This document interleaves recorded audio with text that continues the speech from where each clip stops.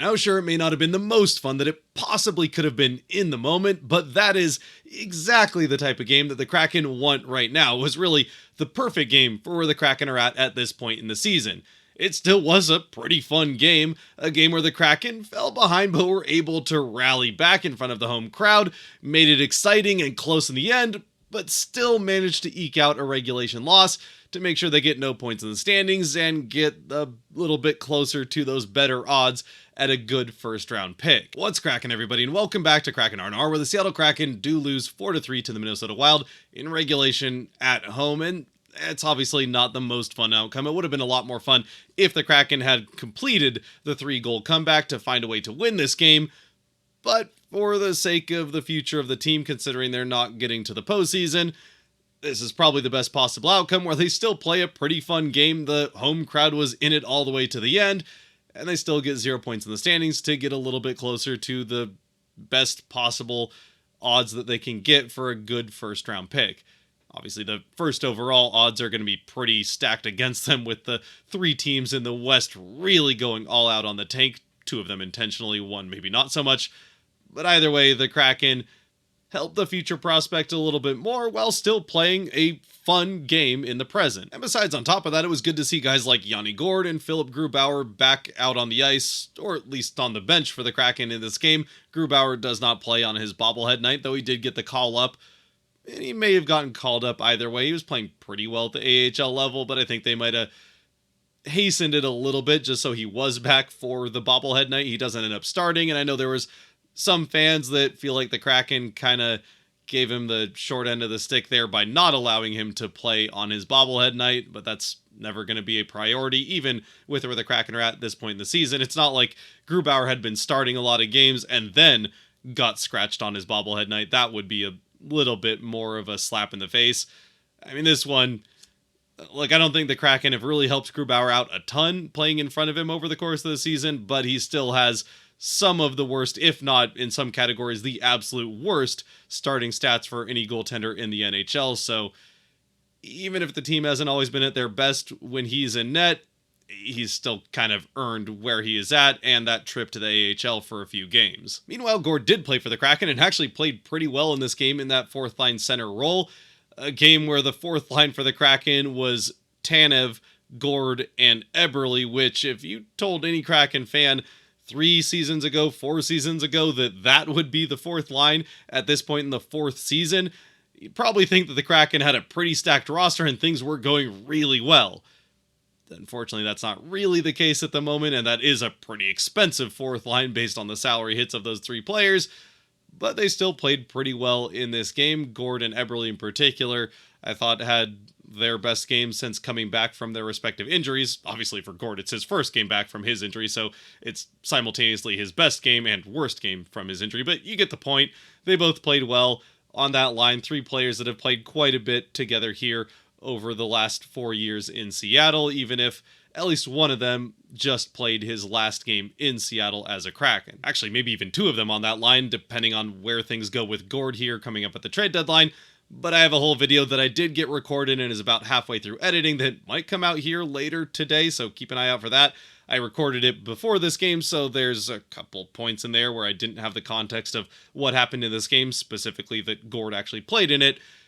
Either way, the point is, with the trade deadline, there's a few guys on this Kraken roster, one that we kind of already know in Tanev, and a handful of others that we don't really know yet, depending on what the Kraken do, that did just play their last games in Seattle as parts of the Seattle Kraken. But anyway, outside of that, Grubauer on the bench as the backup, and Gourde back in the lineup as that fourth line center. Everything else for the lineup for the Kraken looks pretty much the same. Ducour's in net again, and for the second straight game, it didn't necessarily seem like he was at his sharpest. I mean, at least by his standards anyway. He still played a pretty decent game. Certainly a lot better, I think, than his stats end up looking. The Wild just had a couple of absolutely perfect shots through screens, and one that probably could have come off the board if the Kraken had challenged it, but we'll get to that. But again, even at that, we've seen him look a lot sharper, not giving up as many rebounds, and just generally has a better sense of where the puck is at, reading plays a little bit better, and the passing that other teams are doing so that he's in position to make saves that otherwise would look a lot more difficult. But anyway, again, getting into the game, I'm sorry, you're just going to have to stick with me through this one a little bit. My voice is back, so that's nice, and I'm generally feeling a lot better, but sleep is still not as good as it could be, so I'm not at my sharpest, and this game went pretty late, so I'm recording this a lot later than I usually am. Point is, the train of thought might not be on the straightest track that it always is in this video, so we'll get through it. We'll make it there. Getting into the game for the Kraken in this one, they get off to a pretty good start. Not necessarily shot volume-wise, but they are getting the majority of the pressure, the majority of the time with the puck, offensive zone time, just generally outplaying the Wild through the first 6, 7, maybe 8 minutes of this game. The Wild are still getting their chances and actually more of them on net. But the Kraken had a couple of pretty good chances early on. The right line had 2 very good chances to score, and Shane Wright put one off the post on the far side of Gustafsson. That does not actually count as a shot on goal, which contributes to the fact that the Kraken were getting technically outshot through the first half of the first period, in spite of having the majority of the chances and time with the puck. Eventually, though, the Wild are the ones that get the first chance on the power play, and fairly quick into it, they end up scoring. Now, this is one that I and a lot of people, at least in the press box area, thought that the Kraken probably should have challenged.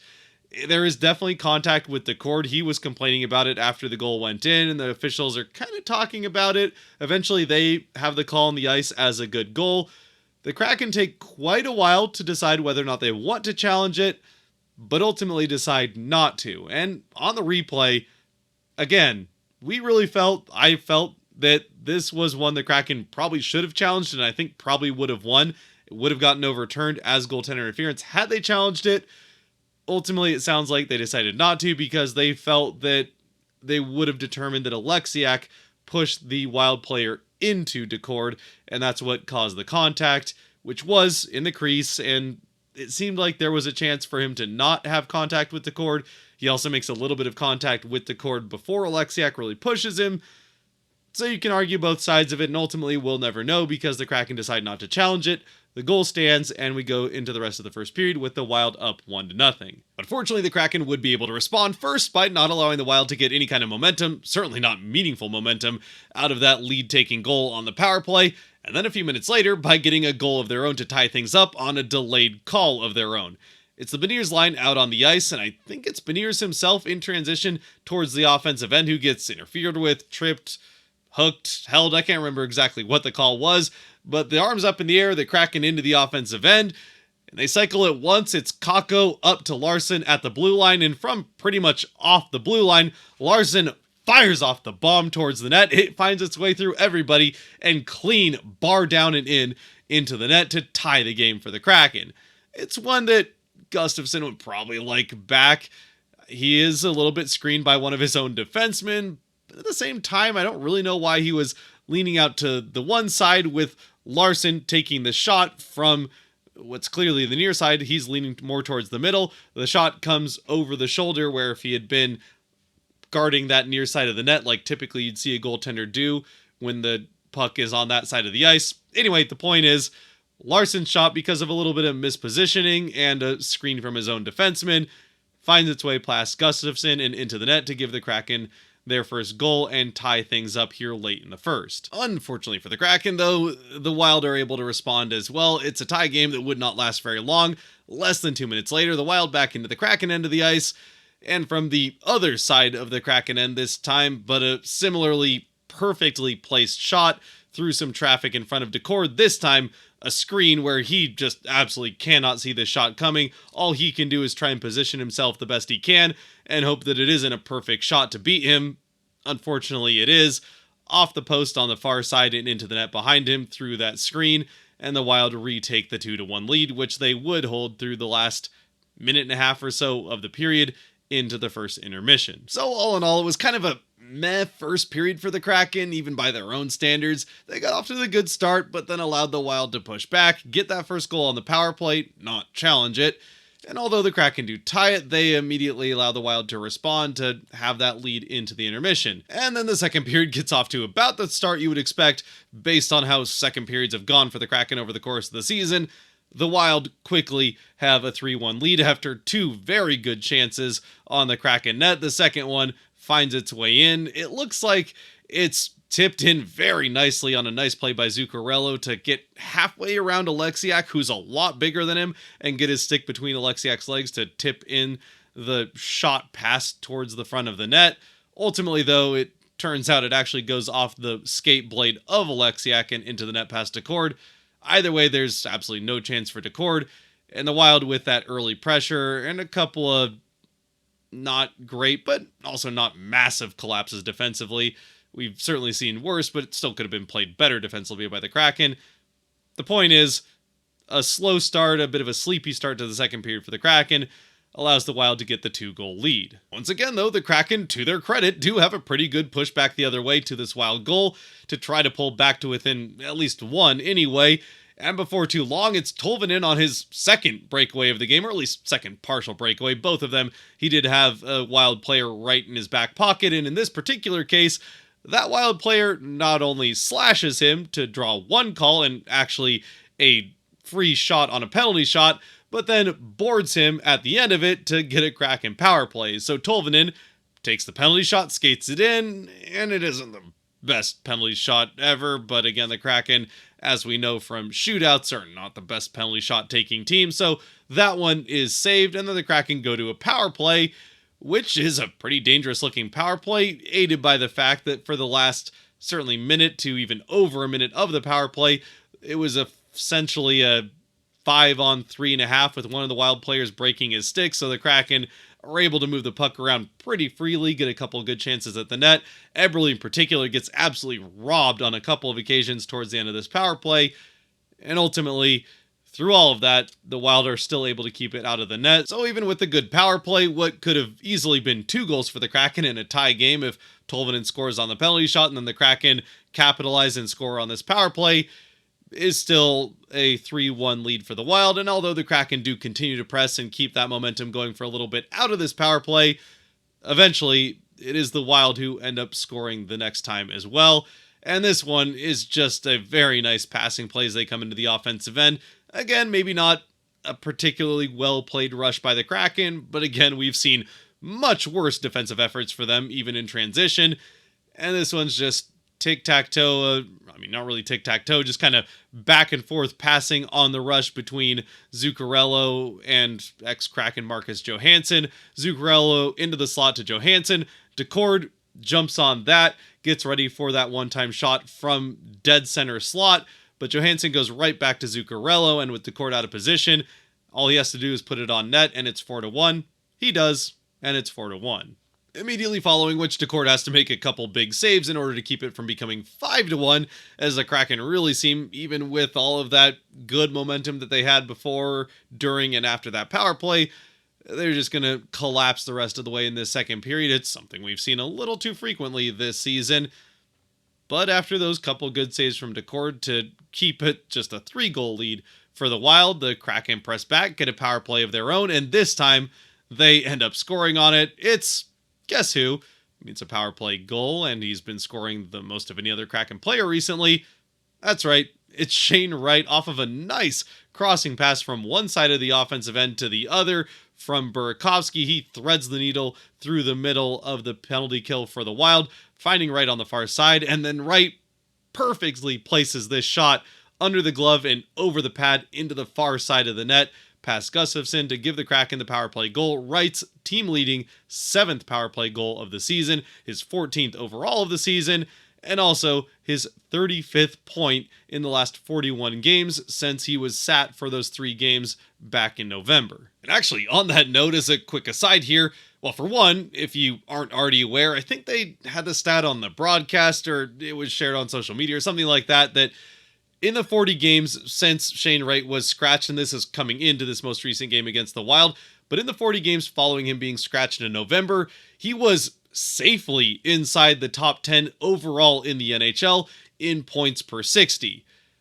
But I did a little bit of extra math during the intermission that followed this goal from Wright on the power play, and in the last 15 games, plus the 2 periods to that point anyway, in this game against the Wild, where Wright has really been on fire, well, overall in the season, the leading points per 60 player in the NHL has been Nikita Kucherov, who scored 4.29 points per 60 minutes on the ice. That's obviously pretty good. Nikita Kucherov is having a great season, and that's ahead of some also very good seasons around the league. Well, as it turns out, in those 15 plus games going into the second intermission of this game, Shane Wright was sitting in that time at a 4.55. So, given what happened in the third period, we'll call it a 4.53 points per 60 minutes. The point being, Shane Wright is on absolute fire scoring for the Kraken, and he, like we talked about in the last R&R, is not just doing it out of lucky bounces it's not just that puck luck's going his way. He really is creating these points, or at least the vast majority of them, creating them. A lot of the primary assists, especially, or even secondary assists, are plays that he is setting up, and obviously the goals. He's not necessarily just getting lucky bounces off opposing players or bad goals that goaltenders allowing. He's picking spots and putting the puck perfectly in them, like we see here with this power play goal. And he'd already beat Gustafsson once earlier on in the game, just put it a couple inches a little too wide off the post and out. He had the other really good chance in that first period as well. It's not just a high shooting percentage, although he does have a bit of a high shooting percentage. It might just be that Shane Wright actually is the real deal and has finally found his legs in the NHL. We say finally, he's halfway through what's essentially his rookie season. But right now, he's looking every bit of that potential first overall pick that he was going into the draft, where eventually the Kraken got him 4th overall. Which, by the way, might be a little bit of something extra to keep an eye on when the Kraken return home in a little over a week's time, as their opponent in that game will be the Montreal Canadiens, who picked first in that draft. But anyway, getting back to the game, with the Kraken now down just 2 late in the second period after this power play goal from Wright, they really ramp up the pressure, getting some good chances on net to try to pull to within 1. And it wasn't long after Wright scored that power play goal that I said to the people next to me that if the Kraken score another goal in the last 3 minutes of the second period, I felt like they were going to win the game.